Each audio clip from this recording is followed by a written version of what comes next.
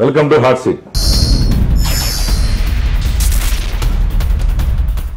మల్లాది విష్ణు మాజీ శాసనసభ్యులు, ప్రస్తుత కాంగ్రెస్ పార్టీ నగర అధ్యక్షుడు. వారితో ఈరోజు హాట్ సీట్ కార్యక్రమం. Welcome to hot seat. ఎలా ఉన్నారు విష్ణు గారు, బాగున్నారా? బాగున్నాండి. మీరు ఎమ్మెల్యేగా మొట్టమొదటి ఏర్పడిన నియోజకవర్గం విజయవాడ సెంట్రల్లో మొట్టమొదటి ఎమ్మెల్యేగా మీరు పనిచేశారు. ఆ తర్వాత మొన్న ఎలక్షన్స్లో కాంగ్రెస్ ఎక్కడ రాలేదు కాబట్టి మీరు ఓడిపోయారు. ప్రస్తుతం మీరు ఎలా ఉన్నారు రాజకీయాల్లో? ఏ పార్టీలు ఉన్నట్టు ఏంటి? కాంగ్రెస్లో కొనసాగుతారా లేదు వేరే పార్టీకైనా వెళ్ళదలుచుకున్నారా? లేదు, కాంగ్రెస్ పార్టీకి సంబంధించి కాంగ్రెస్లోనే ఉండాలనుకుంటున్నాం.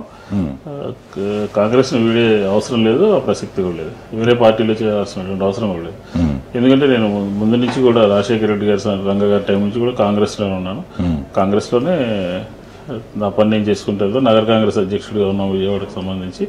నా పని నేను చేసుకుంటే కాంగ్రెస్లోనే ముందుకు వెళ్తాం. అంటే ఇప్పుడు ప్రస్తుతం కాంగ్రెస్ పార్టీలో మీతో పాటు అనేక మంది ఎమ్మెల్యేలుగా పనిచేస్తున్న అందరూ కూడా రకరకాల పార్టీలకు వెళ్ళడం జరిగింది. అందులో మీరు ముఖ్యంగా వైఎస్ రాజశేఖర రెడ్డి గారికి అత్యంత సన్నిహితంగా ఉండేవాళ్ళు మీరు. మరి మీరెందుకని వాళ్ళ అబ్బాయి పార్టీలోకి వెళ్ళలేదు? కారణం ఏంటి? అదేం లేదు సార్, రాజశేఖర రెడ్డి గారితో ఉన్నప్పుడు ఒక కమిట్మెంట్, ఒక దీని కింద ఉండాలి అని చెప్పనేది మాకు అలవాటు అయింది.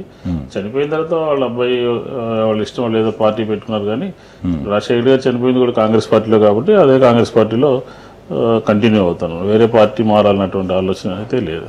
అంటే ఆ రోజున రాజశేఖర రెడ్డి గారు చనిపోయినప్పుడు అనేక మంది ఎమ్మెల్యేలు మీరందరూ కూడా సంతకాలు పెట్టారు జగన్ సీఎం అవ్వాలని. దాంట్లో మీరు ఆ లిస్టులో మీరు ఉన్నారు.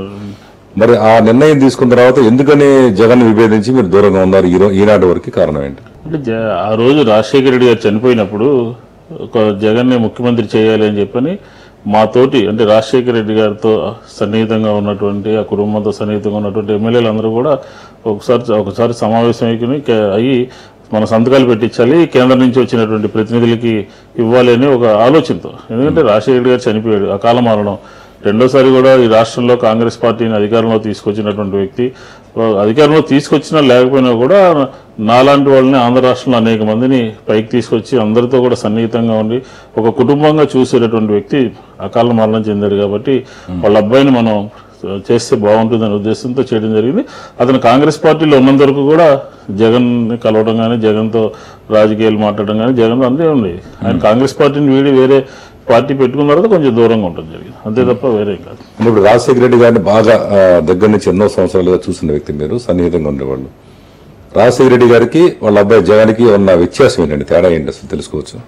అంటే మనం ఇప్పుడు ఈ సందర్భంలో జగన్ క్వాలిటీస్ ఏంటి, రాజశేఖర గారి క్వాలిటీస్ ఏంటి అనేది మనం పెద్దగా డిస్కస్ చేసుకోవడం కూడా నాకైతే ఇష్టం లేదు. ఎందుకంటే రాజశేఖర రెడ్డి గారు మా నాయకుడు. ఆయనతో అనేక సంవత్సరాలుగా ప్రయాణం చేసాం, కింద ఒడుగులు దుడుకులు పడ్డాం. కాబట్టి ఈ రోజు మనం జగన్ని ఆ పోలికతో పోలిస్తాం సరైనది కాదేమో ఈ సందర్భంలో అన్నట్టు నేను అనుకుంటున్నాను. అట్లాగా విష్ణు గారు, ఇప్పుడు మీరు ఆయనతో బాగా క్లోజ్గా ఉన్న కుటుంబంతో ఉన్న వ్యక్తి కాబట్టి మీకు తెలుస్తుందనే ఉద్దేశంతో ఇప్పుడు ఈరోజు అనేక మంది జగన్ పార్టీ నుంచి విడిపోతున్నారు. మైసూర్ రెడ్డి గారు కూడా ఆయన పార్టీ రిజైన్ చేస్తూ ఆయన ఏమంటాడంటే, అపరిచితుడు ఉన్నాడు జగన్లో, పైకి ఒకటి ఉంటాడు లోపల ఉంటాడు, ఎప్పుడేం చేస్తాడో తెలియదు అంటాడు. దానివల్ల రాజశేఖర రెడ్డి కూడా నష్టం జరిగింది అంటున్నాడు. అట్లా మీరేమంటారు అసలు? ఇది ఇప్పుడు పార్టీ మారేటువంటి సందర్భంలో మాట్లాడిన కూడా సరైనటువంటి కాదు అని చెప్పి నేనైతే భావిస్తాను. ఎందుకంటే ఇప్పుడు మీరు చూడండి, ఈ పార్టీలు మారాలి మారినటువంటి వ్యక్తులు ఎవరైనా సరే ఒక పార్టీలో ఉన్నారా? మైసూరారెడ్డి గారు కానీ, జ్యోతుల నెహ్రూ గారు కానీ, లేకపోతే గొట్టిపాటి రవి కానీ, సుజన కృష్ణ రంగారావు కానీ, ఫస్ట్ కాంగ్రెస్, తర్వాత వైఎస్ఆర్, తర్వాత టీడీపీ, అందరూ ఎవరి స్వార్థం, ఎవరి యొక్క అవసరాలు ఏంటో వాళ్ళు గుర్తించుకుని ప్రభుత్వంతో ఎటువంటి మాట్లాడుకుని ఒక రకంగా నేనైతే అన్న కానీ కొన్ని వార్తలు వస్తామని అమ్ముడుపోతున్నారని ఆ యాంగిల్లో పోతా ఒక లీడర్ మీద, ఉన్నటువంటి పార్టీకి సంబంధించినటువంటి నాయకుడి మీద ఏదో బురజల్లిపోయేటటువంటి ప్రయత్నం చేస్తారో అది సరైనటువంటి కాదేమో అని చెప్పి నేనైతే భావిస్తాను. అంటే ముఖ్యంగా ఇప్పుడు ఈ రోజున ఈ రాజకీయాలన్నీ కూడా రోజుకో రకంగా ఎవరు ఏ పార్టీలో ఉంటారో తెలియని పరిస్థితి ఉంది. మరి మీరెందుకని ఆనాటి నుంచి ఈనాటి వరకు కాంగ్రెస్ పార్టీని అంటిపెట్టుకున్నారు? కారణం ఏంటి అసలు? అదే లేదు సార్, నేను కాంగ్రెస్ పార్టీలో రాజశేఖర గారి నాయకత్వంలో నేను ఉడా చైర్మన్ చేశాను, తర్వాత ఎమ్మెల్యే చేశాను, తర్వాత ఇప్పుడు నగర కాంగ్రెస్ అధ్యక్షుడిగా ఉన్నాను. ఇదంత అవసరం ఏం లేదు. ఇతర పార్టీలకు వెళ్ళి ఇప్పుడు ఏదో సాధించాలి, లేకపోతే ఏదో అవ్వాలనే అంత ఆతరం కానీ ఆరాటం కానీ కోరిక నాకు లేదు ఉన్నటువంటి పార్టీలో. ఎందుకంటే ఈ రాష్ట్రంలో పేద ప్రజల కోసం చూసుకోండి, మీరు గత 50 సంవత్సరాల్లో కాంగ్రెస్ పార్టీ అధికారంలో ఎప్పుడున్నా కూడా పేద ప్రజల కోసం వారి యొక్క సంక్షేమం కోసం పాటుపడింది. పైగా రాజశేఖర రెడ్డి గారి నాయకత్వంలో పనిచేసాం 2004 నుంచి 2009 వరకు. తర్వాత ఆయనతో పాటు ఎమ్మెల్యేగా 2009లో ఉన్నాం. ఈ సందర్భంగా ఎవరో కొంతమంది మారారని చెప్పని వాళ్ళని ఆదర్శంగా తీసుకుని నేను ముందుకెళ్లాల్సినటువంటి ఆవశ్యకత అయితే నాకు లేదు. అసలు దీని మీద మీరు ఒక సీనియర్ లీడర్గా అసలు మీ యొక్క కామెంట్ ఏంటి? ఎందుకంటే ఈ రోజున చాలా మంది అన్నారు మన స్టూడియోకి వచ్చినప్పుడు కూడా ఏం అర్థం కావట్లేదు అండి, గతంలో ఒక పార్టీ మారారు అంటేనే ఒక రకంగా మాకు అవమానంగా ఉండేది, ఇప్పుడు ఏంటి ఎవరు ఏ పార్టీలోకి వెళ్ళిపోతున్నారో తెలియట్లేదు, మరి ఓట్లు వేసిన ప్రజలు వాళ్ళని ఎలా రిసీవ్ చేసుకున్నారో తెలియదు అన్నారు. మీరు ఒక విశ్లేషణ మీరు ఏమంటారు? జనరల్ గా ఒక సింబల్ మీద గెలిచి ఆ ప్రజలందరూ కూడా 5 సంవత్సరాల పాటు ఇతను మన ఎమ్మెల్యేగా ఉంటాడు అని చెప్పారు. అధికారం లేకపోతే ప్రజలు ఇచ్చినటువంటి అధికారాన్ని ప్రజల యొక్క ఉద్యమాల ద్వారా ప్రభుత్వాల మీద ఒత్తిడి తీసుకురావాలి, పోరాటం చేయాలి. ప్రజాస్వామ్యంలో ప్రతిపక్షంలో ఉండటం కూడా ఒక ఫ్లేవర్ అనమాట. ప్రతిపక్షంలో ఉండటాన్ని కూడా చాలా మంది కోరుకుంటూ ఉంటారు. అందులో నేను కూడా ప్రతిపక్షంలో ఉంటేనే, ఎందుకంటే ప్రజల వాయిస్ వినిపించడానికి లేకపోతే వారి గొంతు వినిపించడానికి, ఇట్లా ప్రభుత్వం మీద అనేక రకాలైనటువంటి నిలదీయడానికి, ప్రశ్నించడానికి ఆస్కారం ఉంటుందని చెప్పి భావిస్తూ ఉంటాను. ఇలాంటివన్నీ కూడా పక్కన పెట్టేసి అధికారంలో ఒక సింబల్ మీద గెలిచి వేరే పార్టీలో జాయిన్ అవ్వాలి, వేరే పార్టీలోకి వెళ్ళాలని చెప్పని ఆలోచించేది ఒక ట్రెండ్ ఆంధ్ర రాష్ట్రంలో కూడా ఈ మధ్య కాలంలో క్రియేట్ అయింది. మనం చూసాం గతంలో రాజశేఖర రెడ్డి గారు ఉన్నప్పుడు, లేకపోతే అంతకుముందు కూడా ఎవరో ఒకడో ఇద్దరో ఏదో కొన్ని అక్కడ లోకల్ పాలిటిక్స్ బట్టి ఏదో పార్టీలు మారుతూ ఉండేది. ఇప్పుడు రాను అది ఒక పెద్ద ఫ్యాషన్ అయిపోయింది అనమాట. ఈ పార్టీలో ఈ రోజు ఉంటాం, రెండో పార్టీకి రెండో రోజు వేరే పార్టీకి వెళ్ళరా. ఇది రాను కూడా ప్రజలు నాకు తెలిసి పార్టీలు మారినటువంటి వాళ్ళని గమనిస్తూ ఉంటారు, సరైన సమయంలో సరైన విధంగా స్పందిస్తారు. దానికి ఇమీడియట్ గా రిజల్ట్ కనపడుతుంది. ఎందుకంటే ఒక వ్యవస్థ ఉంది, చట్టం ఉంది, స్పీకర్ గారు దాని మీద చూడాలి, ఇలా రకరకాలుగా ఉన్నాయి. కాబట్టి బ్రేకులు పడటానికి 5 సంవత్సరాల కాలం ఒకే పార్టీ నుంచి మారినా కూడా పూర్తి అవడానికి తోడ్పడుతున్నాయి. కాబట్టి చట్టాలు కూడా మార్చాల్సినటువంటి ఆవశ్యకత ఉంది. మీకు ఏం పిలుపు రాలేదంటారు ఎక్కడి నుంచి, టీడీపీ నుంచి కానీ మీకు ఏం తోడు? అదే లేదు, నేను జనరల్ గా కాంగ్రెస్ పార్టీలో ఉంటానని వాళ్ళందరూ కూడా భావిస్తారు. పెద్ద నాతో ఎవరు కూడా మాట్లాడారు. ఒకవేళ తెలుగుదేశం వాళ్ళు మీరు రమ్మన్నారు అనుకోండి, మీకు పోస్ట్ ఇస్తారు, అంత పెద్ద ఆలోచన నేనేం చేయట్లేదు సార్. అయితే మీరు విష్ణు గారు, మీరు స్టార్టింగ్ రాజకీయాల్లోకి ఎలా ప్రవేశించారు నేను తెలుసుకోవచ్చా? నేను 79-80లో వివిఎం కాలేజీలో జాయిన్. వివిఎం కాలేజీలో జాయిన్ అయిపోయి ఇంటర్మీడియట్ చదువుతున్నటువంటి రోజుల్లో రంగా గారు విజయవాడలో తూర్పు నియోజకవర్గం నుంచి శాసనసభకు ఎన్నికైనటువంటి వ్యక్తి 2005లో 2005లో కాదండి, 95 కూడా కాదు, ఇంకా ముందు 85లో ఆ 3 సంవత్సరాలు కూడా ఆయన ఎమ్మెల్యే కాకముందు కూడా ఆయన ఒక స్టూడెంట్ ఆర్గనైజేషన్ ఉండేది, ఆయన యునైటెడ్ ఇండిపెండెన్స్ అని. అందులో నేను వివిఎం కాలేజ్ నుంచి స్టూడెంట్ యాక్టివిటీస్ లో వచ్చాను. ఆయన ద్వారానే, రంగా గారి ద్వారానే రాజకీయాలు అంటే ఇంట్రెస్ట్ కాబట్టి ఆయనతో ఫాలో అవుతా ఆయన మరణించేంత వరకు కూడా ఆయన సంబంధించినటువంటి యాక్టివిటీస్ లోనూ ఆయన అంటి పెట్టుకుని ఉండటం జరిగింది. మీరు మొదటి నుంచి కూడా రంగా గారికి ముఖ్య అనుచరుడిగా ఉండేవాళ్ళంట, నిజమంటారు అది? రంగా గారితో పాటుగా అంటే ఆయన విద్యార్థుల్ని కొన్ని క్వాలిటీస్ ఉన్నటువంటి వాళ్ళందరినీ కూడా ఆయన లైక్ చేసేవాడు, కొన్ని ప్రోత్సహించడం జరిగేది. ఆయన ఎందుకంటే ఒక చదువుకు రాజకీయాల్లో ఉన్నప్పుడు కూడా చదువు మీద కూడా దృష్టి పెట్టమని చెప్పని అట్లా సేఫ్ గార్డ్ చేస్తా, కొంచెం ప్రొటెక్ట్ చేస్తా కొంతమందిని ఎంకరేజ్ చేశారు. అందులో నన్ను కూడా చాలా ప్రేమించేటటువంటి వ్యక్తి రంగా గారు. ఆ విధంగానే ఆయన మరణించేంత వరకు కూడా రంగా గారిని అంటిపెట్టుకుని ఉన్నాం. ఆయన ఈరోజు మేము రాజకీయాల్లో ఈరోజు ఒక ప్రజల్లో ఒక రకమైనటువంటి గుర్తింపు కానీ వచ్చిందంటే ఖచ్చితంగా అది వంగవీటి మోహన్ రంగారావు గారు మూలని చెప్పడంలో ఏమాత్రం కూడా సంశయించిన అతిశక్తి కూడా కాదు. అది ఆయనే మమ్మల్ని అంతా తీర్చిదిద్దినటువంటి ప్రాథమిక దశలో, మాకు సంబంధించినటువంటి రాజకీయాలు ప్రారంభమైనటువంటి దశలో తీర్చిదిద్దడం, ఏ విధంగా ప్రజలతో ఉండాలి, ఏ విధంగా మనం ప్రతిపక్షంలో ఉన్నప్పుడు ప్రజలకు సంబంధించిన అంశాలు చూడాలి అని అనేక విషయాలు ఆయన దగ్గర నుంచి కూడా నేర్చుకోవడం జరిగింది. వంగవీటి మోహన్ రంగా గారిలో మీరు బాగా దగ్గరగా సన్నిహితంగా ఉన్న వ్యక్తి కాబట్టి ఆయనలో ఉన్న క్వాలిటీస్ లో మీకు బాగా నచ్చింది ఏంటండి? ఆయన మంచి స్నేహశీలి, డబ్బుందా డబ్బు లేదా అని చూసేటటువంటి వ్యక్తి కాదు, కులాలు కూడా చూసేటటువంటి వ్యక్తి కాదు. ఆయన స్నేహంగా ఉండేవాడు. చిన్నప్పటి నుంచి కూడా ఆయనకి అనేక సంవత్సరాలుగా కనిపించినా కనిపించకపోయినా కూడా ఎప్పుడో పాత మిత్రులందరినీ కూడా గుర్తుపెట్టుకుని ఆయన మాట్లాడటం, దానికి సంబంధించినటువంటి పలకరింపులు, అట్లాగే కులాలు కూడా ఆయన పెద్ద ఆ యాంగిల్లో కూడా ఆయనకి లేదు. ఆయన అందరితో మంచిగా ఉండి అందరితో స్నేహంగా ఉండి ఒక పట్టుదల కలిగినటువంటి వ్యక్తి. ఎందుకంటే ఒక కార్యక్రమం చేపడితే ఆ కార్యక్రమం పూర్తి చేయాలి అనే ఒక లక్ష్యం పెట్టుకుని చేసినాడు. 83 నుంచి 85 ఆ ప్రాంతంలో ఎన్టీ రామారావు గారి ప్రభుత్వంలో అనేక రకాలైనటువంటి కార్యక్రమాలు, పోలీస్ బిల్ కానీ, లేకపోతే శిరోమండలం కానీ, లేకపోతే నరసింహరావు అనే రిక్షా కార్మికుడు మృతి కానీ, ఇలాంటి కార్యక్రమాలు అన్నింటినీ కూడా పేద ప్రజలకు సంబంధించిన అంశాలు అవన్నిటినీ కూడా ఆయన తీసుకునే ఉద్యమం రూపంలో ప్రభుత్వం మీద ఒత్తిడి తీసుకొచ్చేటటువంటి కార్యక్రమం చేసేవాడు. కాబట్టి ఆయన చాలా క్వాలిటీస్ ఉన్నటువంటి వ్యక్తి అని చెప్పని మనం మాట్లాడుకోవచ్చు. అయితే మన వంగవీటి మోహనంగ గారి మరణం వరకు మీరు ఆయన అంటిపెట్టుకుని ఉన్నారు. మరి అసలు ఎవరు అసలు ఆయన హత్య చేస్తుంటారు? అసలు మీ యొక్క ఉద్దేశం ఏంటి? ఎందుకు ఆయన చంపాల్సి వచ్చింది? కారణాలు ఏంటి? అంటే అది పెద్ద సిరీస్ అండి. ఆయన హత్య ఎవరు చేశారో అందరికీ తెలిసినటువంటి అంశమే. మనం ఈరోజు పెద్దగా పేర్లు చెప్పి ప్రస్తావించుకోవాల్సిన అవసరం లేదు. మన మధ్య లేకుండా పోవడానికి కారణం అంటే కూడా అందరికీ తెలుసు. కాబట్టి అంటే ఇది ఒక్కటే కాదు, దీని ముందు కూడా అనేక సంఘటనలు జరిగినాయి. ఆ సంఘటనలన్నింటినీ కూడా మాట్లాడుకుని దానికి అప్పుడు సమాధానం దొరుకుతుంది. కాబట్టి ఇప్పటికిప్పుడు మనం ఫలానా వాళ్ళు చేశారు అని చెప్పని నేనైతే చెప్పాల్సిన పర్లేదు. ఎవరు చేశారో కూడా అందరికీ తెలుసు. అంటే పార్టీ పరంగా తెలుగుదేశం వాళ్ళు చేస్తారని చెప్పి అందరూ ఆ రోజు నుంచి ఈ రోజు అనుకుంటారంటారు. ఒక పాట కూడా రాశారు, తెలుగుదేశం గుండాల చేతిలో ఆయన చనిపోయాడని. తెలుగుదేశం గుండాలను అరికట్టాడు నగాదారిలో, తెలుగుదేశం గుండాలను అరికట్టాడు నగాదారిలో, కాంగ్రెస్ బాటలోన నడిపించాడు నగాదారిలో, కాంగ్రెస్ బాటలోన నడిపించాడు నగాదారిలో, అది చూసి ఓర్వలేక కుట్రవన్నిరా నగాదారిలో, అది చూసి ఓర్వలేక కుట్రవన్నిరా నగాదారిలో. ఇది పార్టీ పరంగా జరిగిందంటారా, వ్యక్తిగతంగా జరిగిందా? ఏమై ఉండొచ్చు? అంటే పార్టీలు వ్యక్తుల్ని విడదీసి చూడలేము మనం. ఒక వ్యక్తి, నేను ఇప్పుడు కాంగ్రెస్ పార్టీలో ఉన్నాను, నాకు అది సంబంధం లేదు ఇది సంబంధం లేదు నేను వ్యక్తిగతంగా అంటే కుదరదు. అంతా కూడా ఎవరి హయాంలో జరిగింది, ఎవరి టైంలో జరిగింది, ఎవరు దీని పాత్ర, ఎవరున్నారు, ఎవరు అంటే రకరకాల విడదీసి చూసేటటువంటి పరిస్థితి ఏం లేదు. అయినా కూడా ఇప్పుడు ఆ వాతావరణం నుంచి కొంచెం నగరం కానీ మనుషులు కానీ అంత పక్కకు వచ్చేసినటువంటి పరిస్థితుల్లో దానికి అంత పెద్ద డిస్కస్ చేసుకుని దాన్ని పట్టుకుని మళ్ళీ మనం పాతని తవ్వుకుని ముందుకు వెళ్లాల్సినటువంటి అవసరం కూడా కనపట్లేదు. ఓకే. ఆ తర్వాత మీరు రంగా గారి మరణం తర్వాత మీరు అప్పటి నుంచి కూడా కాంగ్రెస్ పార్టీలోనే కంటిన్యూ అవుతూ ఉన్నారు. రాజశేఖర రెడ్డి గారితో అటాచ్మెంట్ ఉంది మీకు. ఒక రాజశేఖర రెడ్డి గారు పీరియడ్లో మీకు ఎమ్మెల్యే టికెట్ మీరు కన్ఫర్మ్ చేశారు.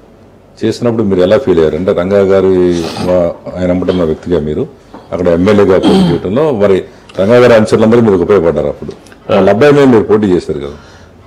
అంటే ఇక్కడ ఇదే ఒక ఆశ్చర్యాన్ని గురి చేసేటటువంటి అంశం. రంగగారు చనిపోయి రంగగారి నాయకత్వంలో పనిచేసి రంగగారు దాంట్లోనే తీర్చిదిద్దబడి ఒక దీని కింద విద్యార్థి నాయకుడి కింద ముందుకెళ్ళిన తర్వాత రాజశేఖర రెడ్డి గారు తర్వాత ఆయనకి దగ్గర అవడం, ఆయన మమ్మల్ని ప్రేమించడం, తర్వాత దగ్గర తీసుకోవడం ఇదంతా జరుగుతుంది. ఈ సందర్భంలో 2009 ఎన్నికలు రాబోతున్నాయి. అప్పుడు చిరంజీవి గారు పార్టీ పెట్టారు. పార్టీ పెట్టినప్పుడు రంగారావు అబ్బాయి రాధాకృష్ణ ఆయన పీఆర్పీలోకి వెళ్ళాడు. అప్పుడు నన్ను రాజశేఖర రెడ్డి గారు అంటే ఇక్కడ ఒక విషయం కూడా మాట్లాడుకోవాలి. 1999లో రాజశేఖర రెడ్డి గారు విజయవాడ ఈస్ట్కి టికెట్ ఇవ్వడం కోసం నా గురించి చాలా ప్రయత్నం చేశారు. ఆల్మోస్ట్ ఆల్ బీఫామ్ ఇచ్చి పంపించారు రాజగోపాల్ గారికి. ఇప్పుడు 99లో అది రాజగోపాల్ గారికి బీఫామ్ ఇచ్చి నాకు చెప్పారనమాట, రాజగోపాల్ కళ్ళు నువ్వు బీఫామ్ ఇచ్చాను అక్కడ ఇస్తారని చెప్పి. తర్వాత కొన్ని సంఘటనలు జరిగి అక్కడ ఉయ్యూరు సీటు, విజయవాడ సీటు ఇట్లా మార్పులు చేర్పులు జరిగి అప్పుడు పార్లమెంట్కి పోటీ చేసినటువంటి ఉపేంద్ర గారు ఒత్తిడి తీసుకొచ్చి అక్కడ నా బదులు ఐలాపురం వెంకయ్య గారిని రంగంలో తీసుకొచ్చారు. ఆ రోజు రాజశేఖర గారు చెప్పారు వదిలేసి తర్వాత చూసుకుందాం అని చెప్పి ఆయన స్మూత్గా చెప్పారు. 2004లో నేనైతే ఆయన దగ్గరికి వెళ్ళి విజయవాడ సెంటర్లో నేను పోటీ చేయాలి, మీరు నాకు టికెట్ ఇవ్వమని అని చెప్పని అడగల. ఆయన చనిపోయినాడు, మనం బతుకున్నాం. ఆయనే నా గురించి అనేక సందర్భాల్లో అనేక సర్వేలు చేయించి విష్ణు ఎలా ఉంటుంది సెంటర్లో అయితే బాగుంటుందా బాగోదని అందరు పెద్దలతో మాట్లాడి అటు చేసి ఆయన నేనైతే అడగలేదు, ఆయన నన్ను అయితే చెప్పలేదు. ఒకరోజు సడన్గా మార్నింగ్ 4:30కి ఫోన్ చేశాను. ఫోన్ చేసి నామినేషన్ ఎప్పుడు వేస్తాను అన్నాడు. పేపర్లో లిస్ట్ రిలీజ్ అయింది, నామినేషన్ ఎప్పుడు వేస్తాను అన్నాడు.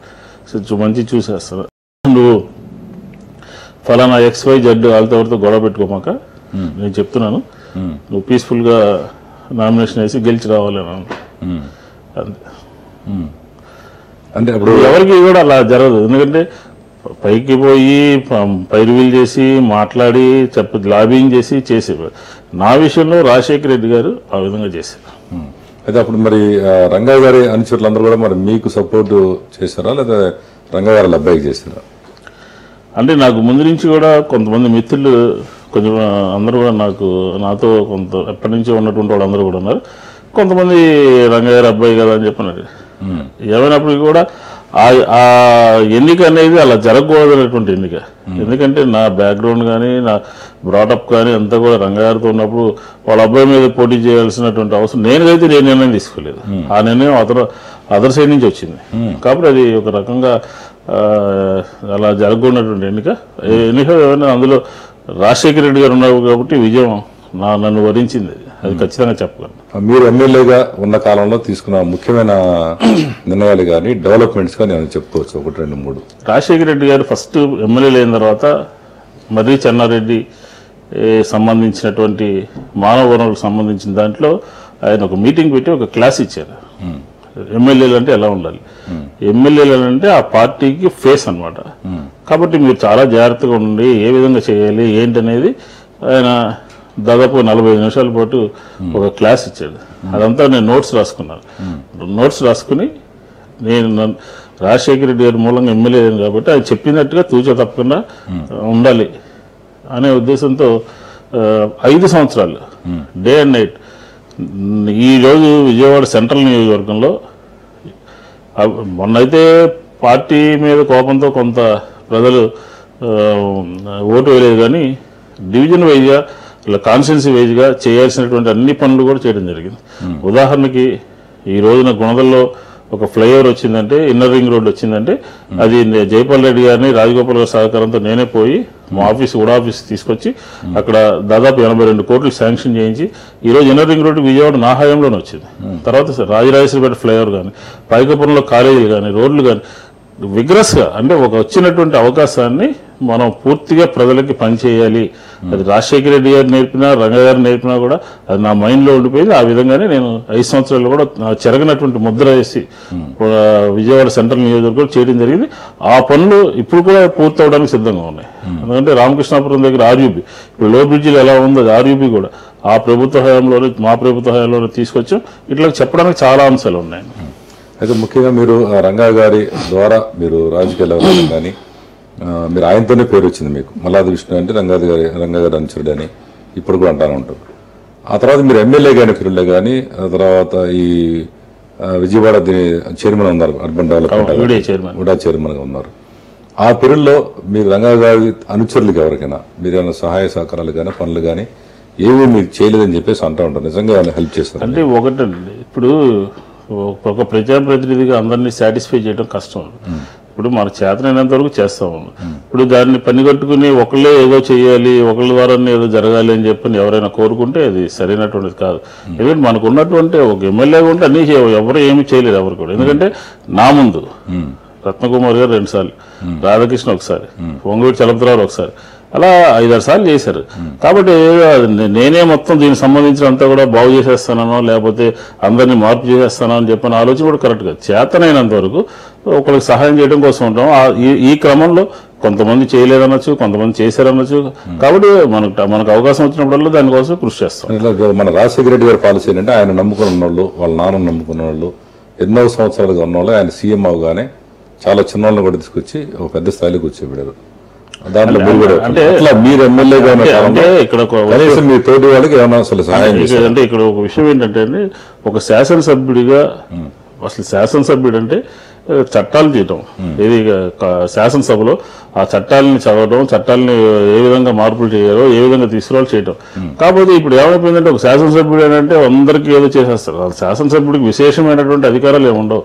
శాసనసభ్యుడు మళ్ళీ ఇంకొకటి మంత్రులు ఎగిరిపోయి ప్రభుత్వం అధికారులు ఎగిరిపోయి కొంచెం ఒత్తిడి తీసుకొచ్చి చేసేటటువంటి ఈ క్రమంలో కొన్ని జరిగితే కొన్ని జరగవు. అదే మంత్రి అనుకోండి, ఖచ్చితంగా అతని చేతిలో అధికారం ఉంటుంది, సంతకం పెడితే అవుతుంది, లేకపోతే ఇంకొకరికి ఏదైనా చేయగలుగుతాడు. అట్లా అయినా కానీ ఆ పాలసీనే చాలా వరకు చేయగలుగుతాం, కొంతమంది కూడా చేయలేకపోవచ్చు. ఎందుకంటే సాధ్యం కాదు. కొంతమంది అనేకమైనటువంటి ఆశలతో కోరికలతో ఉంటారు. ఇట్లా ప్రజలకు సంతృప్తి పరచాలి, ప్రజలకు అందుబాటులో ఉండాలి, కార్యకర్తలు అందుబాటులో ఉండాలి. అలాగే గతంలో ఉన్నటువంటి నాయకులకు సంబంధించిన వాళ్ళని కూడా మనం పనిచేసిన వాళ్ళు కూడా ఇలా రకరకాలుగా కొన్ని చేసి ఉండొచ్చు, కొన్ని చేసి. అంటే ఇప్పుడు చాలా మంది అంటే మాతో పాటు ఆయన ఎమ్మెల్యే అయ్యాడు, లేదా ఉడా చైర్మన్ అయ్యాడు.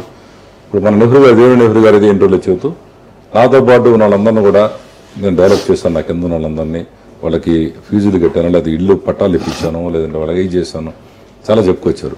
ఇప్పుడు రంగా గారి అనుచరులు మీ మీద ఆరోపణ అంటే మల్లాది విష్ణు మాతో పాటు ఉన్న వ్యక్తి ఎమ్మెల్యేనే గారు రంగా గారు చనిపోయారు, కనీసం మాకు ఏం మాత్రం హెల్ప్ చేయలేదు. దాంట్లో ఒక వ్యక్తి ఇప్పుడు మీరు చూడండి మన స్క్రీన్ లో అంటే నాతో మాట్లాడటానికి వాళ్ళకి ఎవరికి రైట్ లేదు. ఒకసారి వాళ్ళు ఏమంటారు వాళ్ళతో మాట్లాడటానికి వాళ్ళకి రైట్ లేదు. ఎందుకంటే అది ఒకసారి చూడండి ఆయన ఏమన్నారో చూడండి మీరు ఒకసారి. మేము చాలా కాలం క్రితం ఈ రాధారంగా ఆర్గనైజేషన్లో పనిచేస్తున్నాం. చాలామంది రంగా గారి పేరులో రంగా గారి పేరుతోనే ఈ రాష్ట్ర గవర్నమెంట్ వచ్చింది. అయిపోయిన తర్వాత వాళ్ళు ఎవరికి ఏమి అసలు ఎవరు పట్టించుకోలేదు. మల్లాది విష్ణు కూడా చైర్మన్ అయ్యాడు. కూడా చైర్మన్ తర్వాత ఎమ్మెల్యే అయ్యాడు. 5 సంవత్సరాలు ఎమ్మెల్యే చేశాడు. అతను కూడా ఈ రంగా గారు అడిగిన వాళ్ళు కానీ ఈ ఆర్గనైజేషన్ జనాలు కానీ ఎవరికి ఏం చేసింది ఏం లేదు. ఏదో 1-6 చేస్తే కానీ అందరికీ ఎవడో న్యాయం చేయాలి. అందరికీ చేయలేరు కూడా, కొంతమందిగా చేయాలి కదా వాళ్ళు అమ్మడి తిన్నోళ్ళు. అసలు ఈ ఆర్గనైజేషన్తో పైకి వచ్చిన వాళ్ళు ఎవరు కూడా ఎవరికి ఏం చేయలేదు. ఆ ఆర్గనైజేషన్ నష్టపోయిన వాళ్ళు ఎవరికైనా ఒక్కరికి చేశారని చెప్పి చూపించమని రమ్మని వేదిక మీద కూర్చుందాం, మాట్లాడదాం రమ్మని. మీ ఇష్టాల మీదే కూర్చుని మాట్లాడదాం, ఎవరైనా చేశారని చెప్పి రమ్మని. నేను ఎప్పుడు రాధా గారి కాడి నుంచి ఉన్నవాళ్ళు నేను. నాకు అంతా నాకే తెలిసాను కాదు, నాకు తెలిసిన బట్టికి వాళ్ళు ఎవరికి ఏం చేయలేదు. అంటే ఒక విషయం ఏంటంటే చేయలేదంటారు. అంటే ఇక్కడ ఒక విషయం ఏంటంటే నేను రంగా గారి రావడం అయితే వచ్చాను కానీ ఇక్కడ గెలిచింది నేను రంగా గారి అబ్బా మీద. నాకన్నా బాధ్యత వాళ్ళకు ఉంటుంది, నన్ను క్వశ్చన్ చేయడం కాదు. 2 సార్లు రత్న కుమార్ గారు, ఒకసారి రంగా గారు, చలపతిరావు వీళ్ళందరూ ఉన్నారు. ఇప్పుడు నాకు టికెట్ ఇచ్చింది రాజశేఖర రెడ్డి గారు. రాజశేఖర రెడ్డి గారు సంబంధించినటువంటి వాళ్ళందరూ కూడా ఇదిగా ఉంటారు. రంగా గారు బ్రాటప్ లో వచ్చాను తప్ప ఈయన అంటే ఇప్పుడు చిన్న విషయాలు మాట్లాడకూడదు. కాబట్టి నాకు సంబంధించినటువంటి అంశాలు ఏదైనా ఉంటే నేను అందరూ సహాయం చేయడం కోసం ఉంటాం. ఆ విధంగా ఎవరికి కొంతమంది అసంతృప్తి ఉంటుంది. మనం చేయగలిగింది చేయలేని విషయాలు కూడా వచ్చి మాకు చేయలేదంటే సాధ్యం కాదు కదా. ఒక ఎమ్మెల్యేగా 5 times పీరియడ్ ప్రజలకు సంబంధించినటువంటి 70-80 వేల మంది ఓట్లేసి 2,50,000 జనాభా చాలా చూసుకోవాల్సినటువంటి అవసరం. అది కూడా అక్కడ నా చేతిలో ఏముండదు. కాబట్టి కొంతమంది అసంతృప్తి ఉంటుంది. నేను ముందే చెప్పాను కదా, అన్నీ మొత్తం మనం చేయలేము. ఇప్పుడు కొంతమంది నెహ్రూ గారు ఇందాక నెహ్రూ గారు సంబంధించిన అంశాలు కూడా చాలా మంది చెప్పేవాళ్ళు ఉంటారు. కాబట్టి ఏంటంటే ఎవరు కూడా సాటిస్ఫై చేయరు. ఎవరి స్థాయిలో పూర్తిగా వాళ్ళకు ఉన్నటువంటి కోరికల లెవెల్స్ ని పెంచి లేకపోతే తీర్చేసే పరిస్థితి ఎవరికి ఉండదు. అండ్ ఇందా మీరు చెబుతూ ఉన్నారంటే ఒక ఎమ్మెల్యేగా ఉన్నాడు, శాసనాలు చేయడమే కానీ మాకు వేరే పవర్స్ ఉన్నారు. మరి కేవలం ఈ శాసనాలు చేయడానికి మాత్రం ఉపయోగపడే ఈ పోస్ట్ కోసం కోట్ల రూపాయలు ఖర్చు పెట్టి ఎందుకు గెలుస్తున్నారంటారు? కారణం ఏంటి అసలు? అంటే ఇప్పుడు ట్రెండ్ ఎలా మారిందని చెప్పాను తప్ప ఒక పొలిటికల్ గా ఒక ఫైనల్ గా ఒక స్టేజ్కి వెళ్ళాలంటే శాసనసభ్యుడిగా వెళ్తేనే మనం ఇంతకాలం మనం పనిచేసిన దానికి ఒక ప్రజాప్రతినిధిగా ఉంటే దానికి ఒక వాల్యూ వస్తుంది. అదే కాదు ఇప్పుడు ఉన్న ట్రెండ్ ఎలా మారింది అనే దాని మీద మీకు వివరించాను తప్ప అది వేరే కాదు. అంటే కాదు, ఇప్పుడు నేను అడిగిన క్వశ్చన్ ఇట్లా మీరు శాసనసభ్యుడిగా ఉండి ఎవరికి కూడా ఏమి హెల్ప్ చేయలేదు చాలా మంది. అది అపవా సార్. ఎవరో లీనియంట్ ఫెలోస్ ఒకళ్ళిద్దరు మాట్లాడిన తర్వాత నా నియోజకవర్గంలో మీ పోయి సర్వే చేయండి. ఎవరో ఒకళ్ళిద్దరు ఏదో వాళ్ళు ఏదైనా 24 గంటలు ఎవరి మీద పడి వాలిపోయి ఏదో చేయమని ఆ పేరు చెప్పి ఈ పేరు 30 years ఇండస్ట్రీ అని చెప్పని అనుకుని తిరిగితే అది కుదరదు. అసలు క్రెడిబిలిటీ ఏంటి, వాళ్ళ సంబంధించిన అంశం ఏంటి? నా ముందు రమ్మని మీతో మాట్లాడినాయని అనేక విషయాలు చెప్తాను నేను. కాబట్టి ఏంటంటే 30 years ఇండస్ట్రీ అనేది కాదు, కొంచెం కష్టపడాలి, పని చేయాలి, బతకాలి, అంతే తప్ప మాకు వాళ్ళు చేయలేదు వీళ్ళు చేయలేదంటే ఎవడు నమ్ముతాడు ఇవాళ? కాబట్టి అది కాదు. నాతో పాటు ఉన్నటువంటి వాళ్ళు అనేక మంది అనేక రకాలు చేయడం జరిగింది. నెంబర్ 1 సంబంధించినటువంటి టీవీ నా నియోజకవర్గంలోకి పోయి మల్లాది విష్ణు ఏం చేశారని అడగమనండి. ఎవరు స్పెసిఫిక్ గా ఒకళ్ళిద్దరు వాళ్ళు ఏదో 40 years ఇండస్ట్రీ మేము అది చేసామంటే దానికి ఆన్సర్ మనం చేయలేము. అయితే ప్రధానంగా రంగా గారు చనిపోయేంత వరకు కాంగ్రెస్ పార్టీలో ఉన్నాడు, కాంగ్రెస్ పార్టీలో చనిపోయాడు. ఇప్పుడు ఆయన కాంగ్రెస్ మనిషిగా అనుకోవచ్చా చనిపోయేంత వరకు ఉన్నాడు కాబట్టి? లేదంటే ఇప్పుడు వాళ్ళ అబ్బాయి వైఎస్ఆర్ పార్టీకి వచ్చేవాడు వైఎస్ఆర్ పార్టీ మనిషి అనుకోవచ్చు? అంటే ఇప్పుడు చనిపోయిన పార్టీలు ఏముంటాయి సార్? ఆయన కాంగ్రెస్ ఎమ్మెల్యేగా చనిపోయారు, తర్వాత విగ్రహం పెట్టాము, తర్వాత రకరకాల కండువాలు వేశారు. సరే వాళ్ళ అబ్బాయి మారుతా వైఎస్ఆర్ అని లేకపోతే చిరంజీవి గారు అని మారుతారు. కాబట్టి ఆయనకి పెద్ద పార్టీలే ఉంటాయి. చనిపోయినటువంటి ఆయన్ని మనం ఈ రోజున ఆ పార్టీ ఈ పార్టీ అని చెప్పని మాట్లాడుకునే పరిస్థితి లేదు. కాబట్టి ఒక విషయం, ఆయన చనిపోయినప్పుడు మాత్రం కేంద్ర కాంగ్రెస్ పార్టీ నాయకత్వం అంతా కూడా వచ్చి ఇలాంటి వ్యక్తులు ఉంటే కోన ప్రభాకర్ రావు గారు మాట్లాడుతూ రంగా గారిని పార్టీలో జాయిన్ చేసుకున్నప్పుడు ఈ రంగాల లాంటి వాళ్ళు నాకు 5-6 ఉంటే ఆంధ్ర రాష్ట్రంలో, అంటే ఆ రోజుల్లో తెలుగుదేశం ప్రపంచం ఉన్న రోజుల్లో 5-6 ఉంటే నేను కాంగ్రెస్ పార్టీ అధికారంలో తీసుకురాగలుగుతాను అని చెప్పినటువంటి వ్యక్తులు శివశంకర్ గారు కానీ, శీలా దీక్షిత్ గారు కానీ, లేకపోతే రాజశేఖర రెడ్డి గారు కానీ, వీళ్ళందరూ కూడా ఆయన చనిపోతే వచ్చి పరామర్శించి మేము ధైర్యంగా చెప్పినటువంటి వ్యక్తులు. కాబట్టి ఆయన కాంగ్రెస్ పార్టీకి సంబంధించినటువంటి చనిపోయేంత వరకు ఆయన ప్రస్థానం అది. అదే నేను కాంగ్రెస్ పార్టీ వ్యక్తిగానే భావించాలి, చనిపోయిన దాంట్లో ఉన్నాడు కాబట్టి. ఇప్పుడు అనవసరం కాంట్రవర్సీ వస్తుంది. ఇప్పుడు వాళ్ళ అబ్బాయి ఏమంటాడు, నేను మా నాన్న ఇష్టం అంటాడు. ఇప్పుడు మాట్లాడిన వాళ్ళందరూ పోయి ఎదుర్కొంటే ఏం మాట్లాడలేరు. కాబట్టి ఏంటంటే మా నాన్న నా ఇష్టమే, మా నాన్న సంబంధించి ఇప్పుడు అనుచరులు ఎవరున్నారు, ఆయన ఐడియాలజీ ఏంటి, ఆయన సంబంధించినటువంటి ఆయన ఎవరిని ఏ విధంగా గౌరవించేవారు, ఇవన్నీ అనవసరం. ఇప్పుడు ఉన్న పరిస్థితి ఏంటంటే వారసుడే లీడరు. కాబట్టి రంగగారు ఇదంతా కూడా నాదేని అంటారు. కాబట్టి దాని మీద మనం అనవసరంగా పోయి చర్చించుకోవడం కూడా పెద్ద ఉపయోగం ఉండదు. ఓకే, హాట్ సీట్ కార్యక్రమంలో చిన్న విరామం.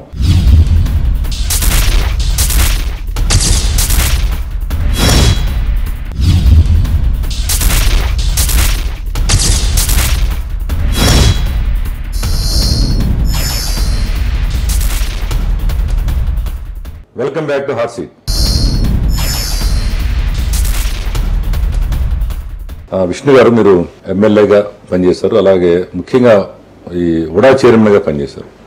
ఉడా చైర్మన్గా పనిచేసినప్పుడు మీరు ఎలాంటి డెవలప్మెంట్ కార్యక్రమాలు చేశారు, ముఖ్యంగా ఈ డెవలప్మెంట్? అదే సార్, ఇప్పుడు మనం ఇన్నర్ రింగ్ రోడ్ అని ఈరోజు మాట్లాడుకుంటున్నాం. ఉడా కింద అర్బన్ డెవలప్ ఈరోజు కూడా అర్బన్ డెవలప్మెంట్ అథారిటీ చేస్తుంది. అది యాక్చువల్గా JNNRM స్కీమ్లో ఈ రోడ్లకు సంబంధించినటువంటి లేవు. జైపాల్ రెడ్డి గారిని కలిసినప్పుడు విజయవాడకి ఇన్నర్ రింగ్ రోడ్ లేదా, బైపాస్ లేదా, అది ఇది అన్నారు. లేదని అంటే ఇప్పుడు ఇంత పెద్ద విజయవాడ సిటీకి లేకపోవటం ఏంటంటే లేదు సార్ అని అంటే, సరే కొంచెం తటపడేస్తున్నాడు. ఎందుకంటే రూల్ ప్రకారం JNNRMలో రోడ్లకు లేదు. కాదు సార్ మీరు ఏదో చేయాలి అది ఇది అని అంటే కొంచెం కన్విన్స్ అయ్యాడు. తర్వాత అప్పుడు పార్లమెంట్ మెంబర్ రాజగోపాల్ ఉంటే రాజగోపాల్ని కూడా తీసుకుని వెళ్ళి ఇలాగా కొంచెం మీరు కూడా ప్రెజర్ చేయండి అంటే ఆయన ఉడా ఆఫీస్కి వచ్చి ఎంత అవుతుందని అధికారులు అందరితో సమావేశం పెడితే 82 crores అవుతుందండి. 82 crores JNNRM నుంచి ఇచ్చారు.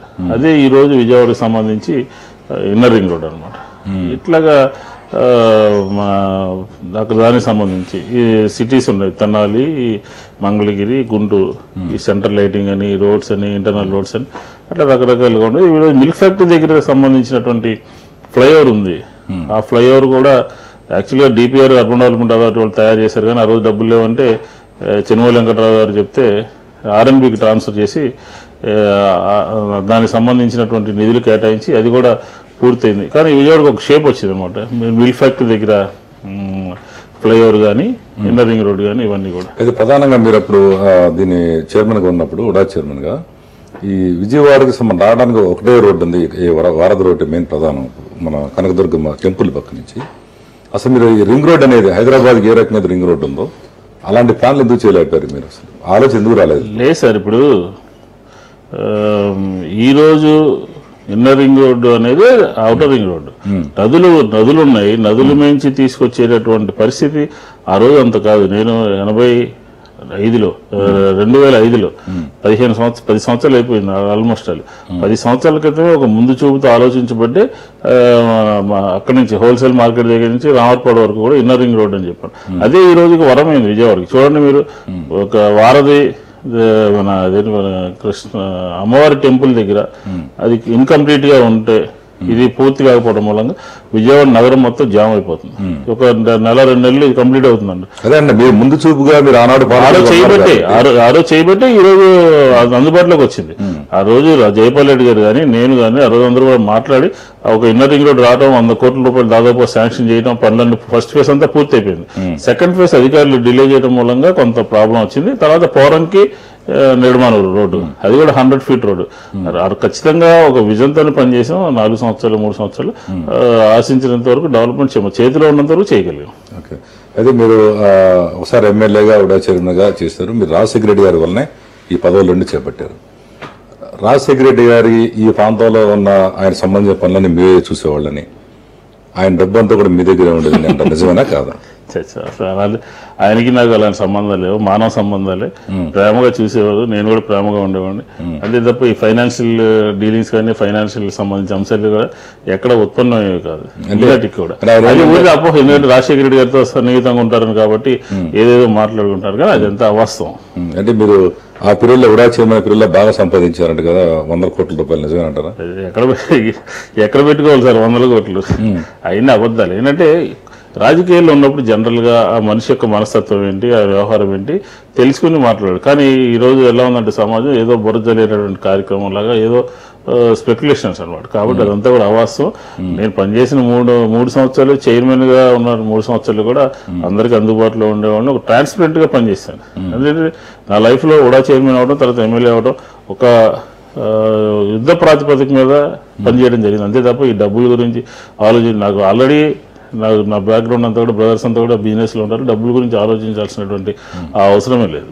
మరి అక్కడ ఎంతో మంది మంత్రులు, జిల్లా మంత్రులు కానీ ఇంకా మీకంటే సీనియర్ నాయకులు ఉన్నా కానీ రాజశేఖర రెడ్డి గారు ఎప్పుడు కూడా కృష్ణా జిల్లా అనగానే విష్ణు దగ్గరికి వెళ్ళండి అంటూ ఉంటారు.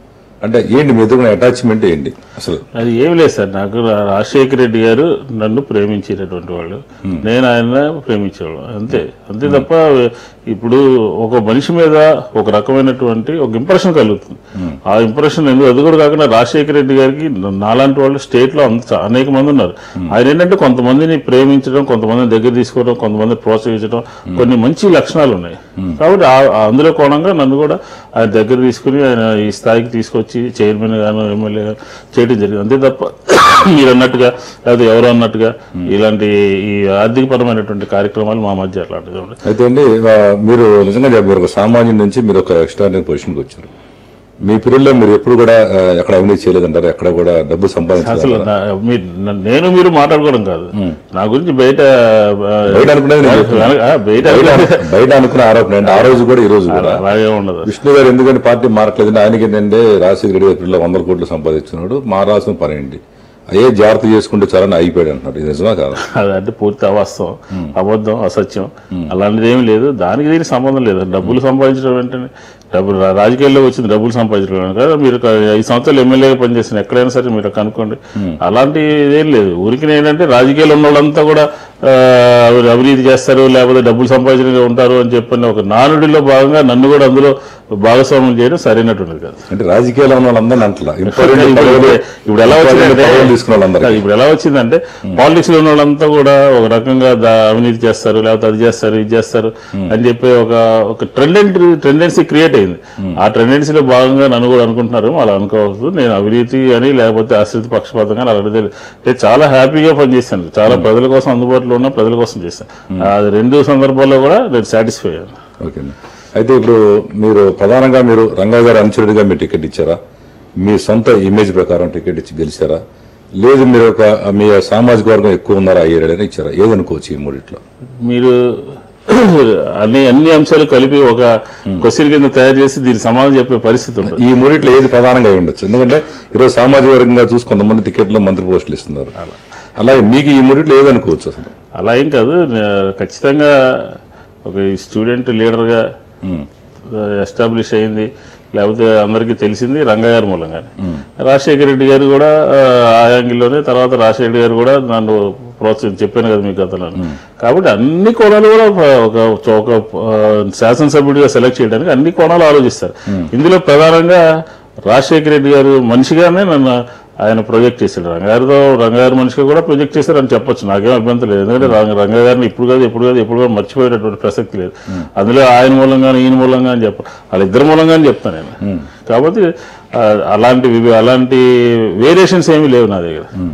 అదే ప్రధానంగా ఈ మధ్యన మీ మీద వచ్చిన ఆరోపణ ఏంటంటే మల్లాది విష్ణు అంటే సౌమ్యుడు, అందరితో బాగానే ఉంటాడు, వివాదాలు ఉంటాడని అందరికీ తెలిసిన విషయం. ఈ మధ్యన మీరు ఈ గొడవ ఏంటి అసలు? ఈ మద్యం దీనికి సంబంధించింది బార్లను మీకు బాగా పెట్టారని, 4-5 బార్లు మీరు ఉన్నాయని, బినామీ పేర్లతో పెట్టించారని, దాంట్లో ఈ మధ్య ఒక 40 చనిపోయారు. పెద్ద ఇష్యూ అయింది స్టేట్ వైడ్గా. అది అసలు ఈ రాజకీయాల్లో మీరు అసలు ఈ బార్లు గొడవ ఏంటి అసలు? యాక్చువల్లీ ఇవాళ కాదండి, 10-15 సంవత్సరాల నుంచి కూడా వ్యాపారం ఉంది మా బ్రదర్స్ కి. అది ఎవరో పని కట్టుకుని అక్కడ ఉన్నటువంటి షాప్ లో వాటర్ కూలర్ లో సైనైడ్ కలిపారు. అదేం కల్తీ మద్యమనో లేకపోతే ఉద్దేశపూర్వకంగా చేసిందో లేకపోతే చంపేయడం కోసం చేసిందో అటువంటి కార్యక్రమం కాదు. ఆ వాటర్ కూలర్ లో నన్ను ఒక ఇది చేయడం కోసం, అవాస్పాలు చేయడం కోసం ఒక కుట్రపూరితంగా అక్కడ వాటర్ కూలర్ లో సైనైడ్ కలిపారు. నేను ఈ జంక్షన్ లో చెప్తే అది తప్పవచ్చు, ఆరోపణ అవ్వచ్చు, కరెక్ట్ కాకపోవచ్చు. పోలీస్ యంత్రాంగం తేల్చాలి. పోలీస్ దర్యాప్తులో ఉంది. ఎందుకంటే స్టేట్ ఎఫ్ఎస్ఎల్, సెంట్రల్ ఎఫ్ఎస్ఎల్, ఇలా రకరకాలైనటువంటి ఏజెన్సీలు 10 ఏజెన్సీల దగ్గరికి అదంతా కూడా పోయింది. వాళ్ళందరూ కూడా ఒక పాజిటివ్ రిపోర్ట్ ఇచ్చారు.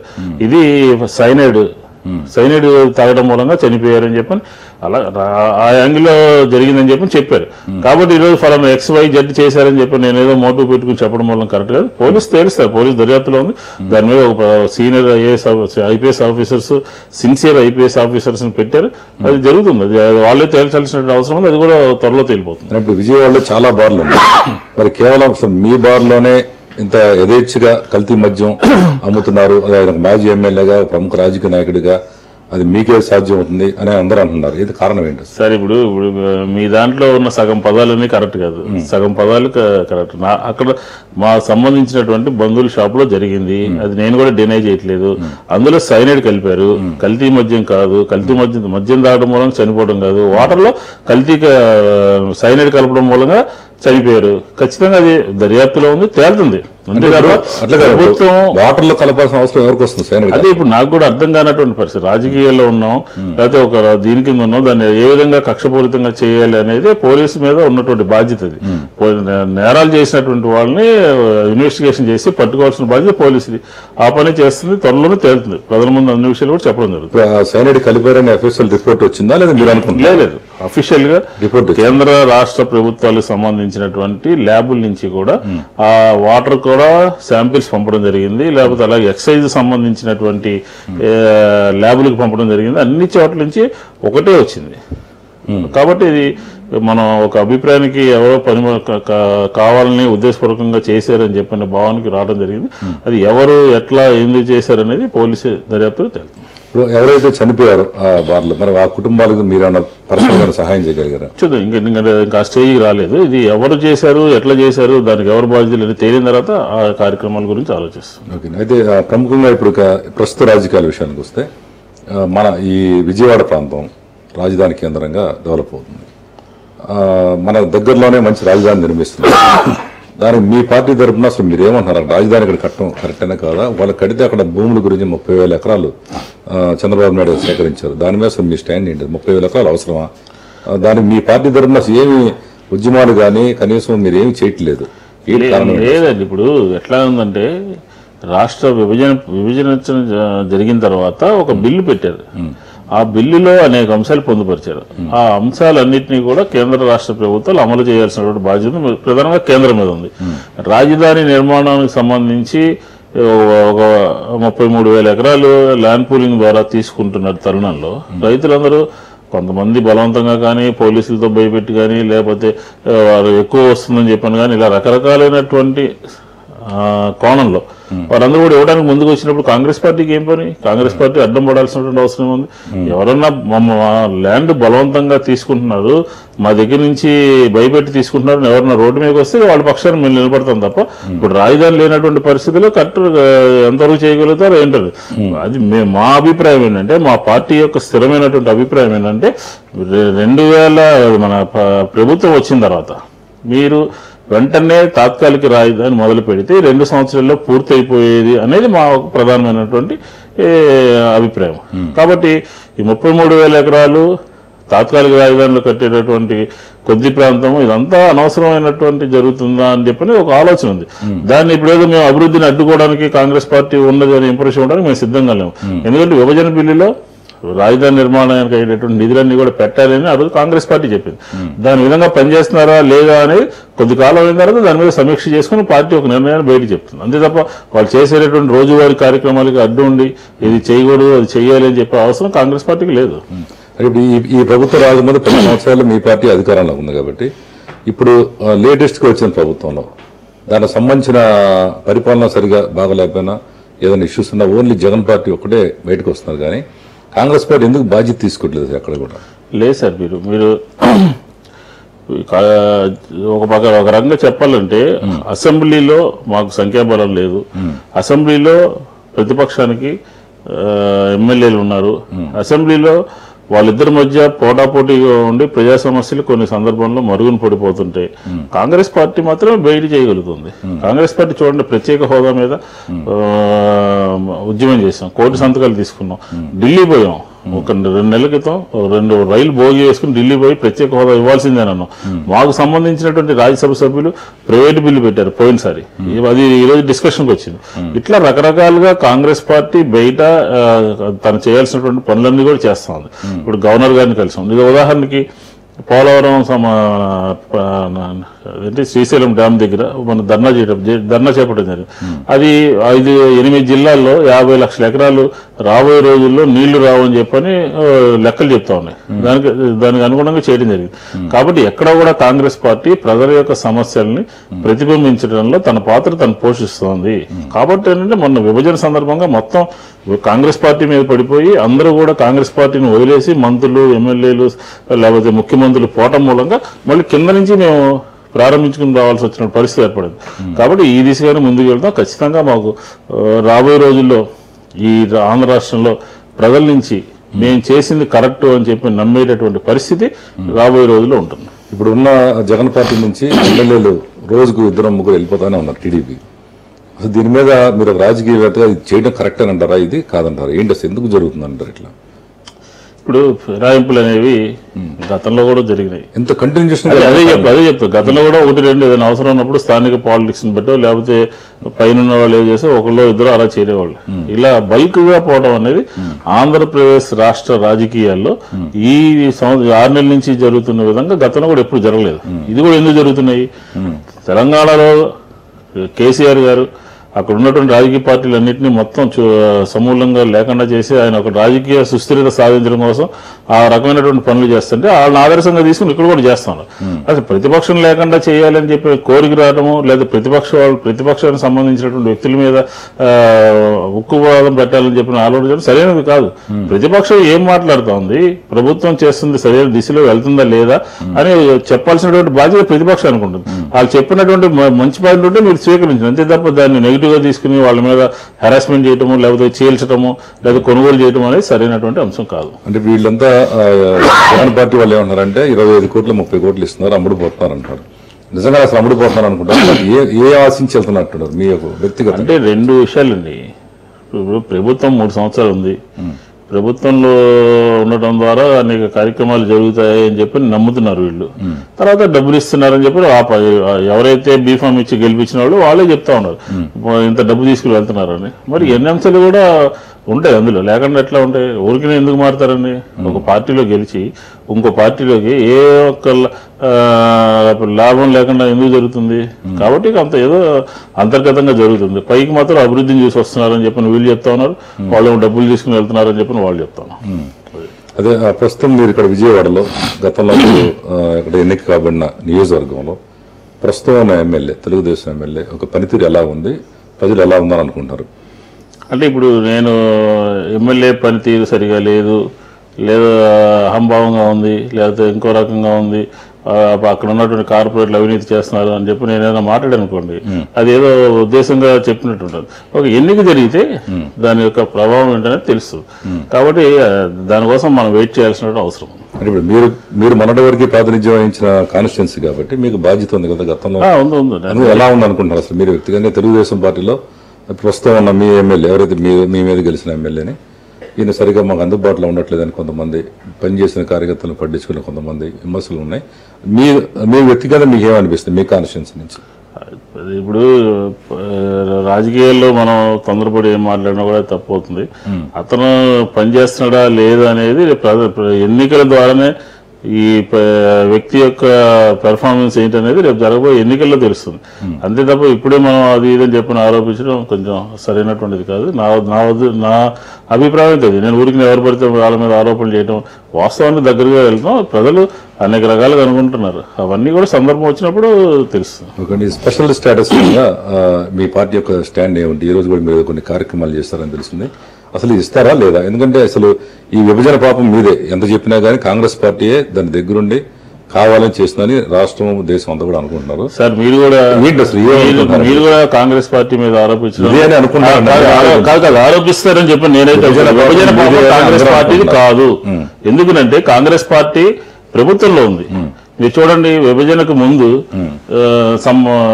ఈ రాష్ట్రంలో ఆందోళనలు, ధర్నాలు, రాస్తారోకలు, సెక్రటరియట్ లో ప్రజలకు కావాల్సినటువంటి ఎంప్లాయీస్ అంతా కూడా ధర్నా చేస్తా కనిపించేవాళ్ళు. ప్రజలకు కావాల్సినటువంటి మున్సిపాలిటీస్ లో ఎంప్లాయీస్ అంతా ధర్నా చేసేవాళ్ళు. ఒకే కేబినెట్ లో 2 భాగాలుగా చీలిపోయి కొంతమంది తెలంగాణ వాళ్ళు, కొంతమంది ఆంధ్ర వాళ్ళు కేబినెట్ మీటింగ్లు రాకుండా బహిష్కరించి రకరకాలుగా ఒక రైలు రాకపోకలు, అసెంబ్లీ స్తంభించడం, సెక్రటరియట్ పనిచేయకపోవడం ఇన్న ఉన్నటువంటి పరిస్థితిలో 15 సంవత్సరాలు కాంగ్రెస్ పార్టీ టీఆర్ఎస్ పెట్టిన తర్వాత రాజశేఖర రెడ్డి గారి నాయకత్వంలో కానీ, తర్వాత నాయకత్వంలో కానీ, కేంద్ర నాయకత్వంలో విభజనకి మేమెవరూ కూడా ఒప్పుకోలేదు. ఈ రాష్ట్రంలో ఉన్నటువంటి రాజకీయ పార్టీలు బీజేపీ, టీడీపీ, సిపిఐ ఇంకా అన్ని కూడా మొత్తం కూడా మేము విభజనకి మేము అంగీకరిస్తున్నాము అని చెప్పని ఉత్తరాలు ఇచ్చిన తర్వాత హోంశాఖ కండక్ట్ చేసినటువంటి అఖిలపక్ష సమావేశంలో ఇదే మైసూరారెడ్డి గారు వైఎస్ఆర్ పార్టీ తరఫున కూడా పోయి రకరకాలుగా అందరూ చెప్పాల్సిన చెప్పారు. చివరిగా మిగిలింది కాంగ్రెస్ పార్టీ అభిప్రాయం. కాంగ్రెస్ పార్టీ తన అభిప్రాయాన్ని ముందు చెప్పలా. మేము విభజిస్తాము, మీ అభిప్రాయం చెప్పండి, ఏం చేద్దాము అని చెప్పి అడిగితే అందరూ కూడా విభజించమని చెప్పారు. ప్రభుత్వంలో ఉంది కాబట్టి కాంగ్రెస్ పార్టీ మీద ఆ భారం పడింది. రాజకీయాల్లో ఇంకోళ్ళ మీద నెట్టేసి పాపాన్ని మనం లబ్ధి పొందామనే ఉద్దేశంతో మొన్న జరిగినటువంటి ఎన్నికలు, రేపు జరిగేటటువంటి ఎన్నికల్లో విభజన చట్టంలో ఉన్నటువంటి అంశాలని అమలు చేశారా లేదనేది ప్రజలు చూస్తారు.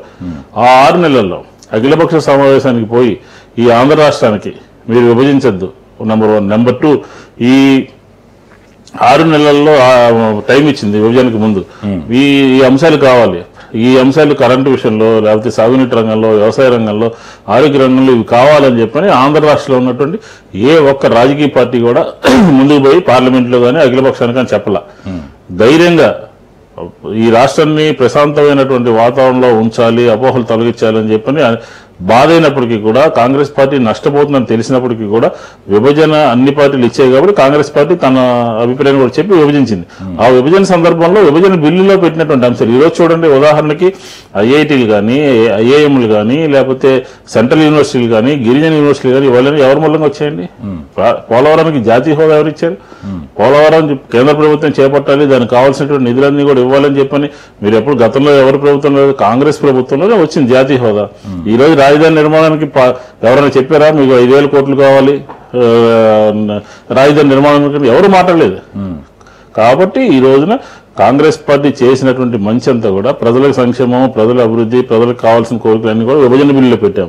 ఆ విభజన బిల్లులో పెట్టినటువంటి అంశాలన్నీ కూడా ఖచ్చితంగా తూచా తప్పకుండా అమలు చేయండి అని చెప్పి కాంగ్రెస్ పార్టీ కోరుతా ఉంది. అందులో భాగంగానే 2 సంవత్సరాలు పరిపాలించారు టీడీపీ, భారతీయ జనతా పార్టీ. ఏం చేశారండి? మంత్రి గారు బయటకు వచ్చి లోక్సభ నుంచి ప్రత్యేక హోదా ఇవ్వాల్సినటువంటి అవసరం లేదు అని చెప్పారు. మరి ఈ రోజు ప్రజల పక్షాన్ని నిలబడి మాట్లాడుతుంది ఎవరు? కాంగ్రెస్ పార్టీ ప్రజల పక్షాన్ని విభజన బిల్లును అమలు చేయమని అంటున్నాం. ఆ తెలుగుదేశం రాజ్యసభ సభ్యులందరూ కూడా అక్కడ కాంగ్రెస్ పార్టీకి మాట్లాడే నైతిక హక్కు లేదని, కాంగ్రెస్ పార్టీకి ఇది లేదని చెప్పి హౌస్ లో మాట్లాడతారు. అందరూ అఖిలపక్షంగా కలిసి కేంద్ర ప్రభుత్వం దగ్గరికి పోతే ఏదైనా మాట విని చేయడానికి ఆస్కారం ఉంటుంది. ప్రత్యేక హోదా ఈ సంవత్సరం వస్తేనే రాబోయే రోజుల్లో ఆంధ్ర రాష్ట్ర అభివృద్ధి ఆర్థికంగా కానీ, పారిశ్రామికంగా కానీ, లేకపోతే పిల్లలకు ఉద్యోగాలు కానీ ఇవన్నీ కూడా సాధ్యపడుతుంది. అంతే తప్ప కాంగ్రెస్ పార్టీదే పాపము, కాంగ్రెస్ పార్టీయే విభజించింది, కాంగ్రెస్ పార్టీయే ప్రత్యేక హోదా చట్టంలో పెట్టలేదు అని చెప్పే మాటల మూలంగా రాజకీయంగా లబ్ధి చేకూరిందని మీరు ఎవరైతే భావిస్తారో రేపు ఎన్నికలు పోయేటప్పటికి ప్రజలకు సమాధానం చెప్పాల్సినటువంటి బాధ్యత కూడా వాళ్ళ మీద ఉంటుంది. ఇప్పుడు మీ కాంగ్రెస్ పార్టీ ప్రధాన ఎజెండా ఏది మీరు మీద తీసుకెళ్తున్నారండి? ప్రత్యేక హోదా మీద ఉందా లేదా? అసలు ప్రత్యేక హోదా కాంగ్రెస్ పార్టీ సొంతం అండి. ఈ రోజు నిన్న ఎలాంటి పోరాటం చేయబోతున్నారు? ఇది 1,000 సంతకాలు పెట్టించాము, వారం రోజులు నిరాహార దీక్ష చేశాము, ప్రత్యేక రైలు వేసుకుని ఢిల్లీ పోయాము. ప్రధానమంత్రి గారు మాకు ఇంటర్వ్యూ లేదు, అన్ని పార్టీలతో కలిసి చెప్పాము. తర్వాత నిన్న కాక మొన్న ప్రైవేట్ బిల్లు పెట్టారు రామచంద్ర గారు. ప్రైవేట్ బిల్లు పెడితే తెలుగుదేశం వాళ్ళు వేసి అపోజ్ చేసి కోరం లేదండి వాయిదా వేయండి అని చెప్పినాడు. అదే నా చేయాల్సిన పని. మీ వాళ్ళు కూడా కలిసి రావాలి, ఖచ్చితంగా కేంద్రం మీద ఒత్తిడి తీసుకురావాలి. కాంగ్రెస్ పార్టీ సంబంధించిన అంశం కాదు అది. ఈ రోజు మేమేం చెప్తున్నామంటే అఖిల పక్షాన్ని తీసుకెళ్ళండి, మాకున్నటువంటి భేషజాలని పార్టీ వ్యతిరేకతను కూడా పక్కన పెట్టి ప్రజల పక్షాన్ని నిలబడి మీతో కలిసి వస్తామని చెప్తా ఉన్నాం. ఆ విధమైనటువంటి చర్యలు చేపట్టలేదు. కాబట్టి ఇది ఒక పెద్ద ఉద్యమం కింద రాబోయే రోజుల్లో కాంగ్రెస్ పార్టీ తీసుకుపోతుంది. మేమే కాదు, ఇతర పార్టీలు కలిసి వచ్చేటటువంటి పార్టీలందరితో కూడా కలిసి ముందుకు తీసుకెళ్తున్నాం. రాబోయే రోజుల్లో మీరు బెజవాడలో ఇది ఆల్రెడీ రాజధాని అవుతుంది కాబట్టి ఇంకా జనాలు ఎక్కువ అవుతున్నారు. ఎలాంటి కార్యక్రమాలు చేయబోతున్నారు మీరు కాంగ్రెస్ పార్టీ దాన్ని డెవలప్ చేయడం కోసం? అంటే ఖచ్చితంగా విజయవాడ అనేటప్పటికల్లా నగరపాలక సంస్థ దానికి ఎందుకంటే పన్నులు వసూలు చేస్తున్నారు ప్రజల దగ్గర నుంచి. మంచినీరు ఇవ్వాలి, ట్యాక్సీలు తగ్గించాలి, ఇట్లా రోడ్లు సౌకర్యాలు కల్పించాలి. ఇది ఈ నగరపాలక సంస్థకు సంబంధించి కాంగ్రెస్ పార్టీ 700 కోట్ల రూపాయలతో 800 కోట్ల రూపాయలతో జేఎన్ఎన్ఆర్ఎం స్కీమ్ తీసుకొచ్చి రాజధానికి రాకముందే రోడ్లు కానీ, బిఆర్టీఎస్ రోడ్లు కానీ, ఇన్నర్ రింగ్ రోడ్డు కానీ, వంతెనలు కానీ, లేకపోతే అన్నీ కూడా కాంగ్రెస్ పార్టీ చేసింది. ఈరోజు రాజధాని నగరానికి చేరువలో అందుబాటులో ఒక రాజధాని పెట్టుకోవడానికి కావాల్సినటువంటి సకల సౌకర్యాలు ఈరోజు ఉదాహరణకి చీఫ్ మినిస్టర్ గారి క్యాంప్ ఆఫీస్ కూడా మా టైంలో కట్టింది, ఇరిగేషన్స్ దాంట్లో. ఫైర్ స్టేషన్ మా దాంట్లో కట్టింది. అలాగే ఎల్ఎన్టీకి సంబంధించినటువంటి ఆపోజిట్ ఎయిర్పోర్ట్ కి సంబంధించిన బిల్డింగ్ కూడా మెయిన్ టైం కట్టింది. కాబట్టి కాంగ్రెస్ పార్టీ పూర్తి స్థాయిలో గత 10 సంవత్సరాలు అభివృద్ధి చేసింది. రాబోయే రోజుల్లో కూడా ప్రజల పక్షాన ఉండి అవసరాలు ఏంటి, వాళ్ళ సమస్యలు ఏంటి, ఏ విధంగా వాళ్ళ పక్షాన కాంగ్రెస్ పార్టీ నిలబడాలి అని చెప్పి ఆలోచన చేసి ఆ విధంగా పనిచేయడం జరుగుతుంది. అదే చివరిగా ప్రశ్న, మీరు రంగా గారు అనుచరుడుగా ఉన్నారు, మీరు కూడా అనేక సెటిల్మెంట్స్ చేసేవాళ్ళ నిజమేనా? అవన్నీ అబద్ధాలు సార్. నిజంగా మా వయసు ఉదాహరణకి రంగా గారుతో 82 నుంచి 80 నుంచి 89 9 సంవత్సరాలే. అప్పుడు మా వయసు 20 సంవత్సరాలు. మీరు అడిగినటువంటి సెటిల్మెంట్ ఆ తర్వాత నేను దూరంగా ఉన్నాను. రంగారు చనిపోయిన తర్వాత ఒక 2 సంవత్సరాల తర్వాత దూరంగా ఉన్నాను. కాబట్టి ఆ సెటిల్మెంట్లు చేయడం అనేది మా డిక్షనరీలో అవసరం కూడా లేదు. మీరు ఎప్పుడు చేయలేదు. Okay, thank you very much అండి మా స్టూడియోకి వచ్చినందుకు. ఇది ఈరోజు హాట్ సీట్ కార్యక్రమం. తిరిగి వచ్చే వారం మరొక విశిష్ట వ్యక్తితో కలుద్దాం.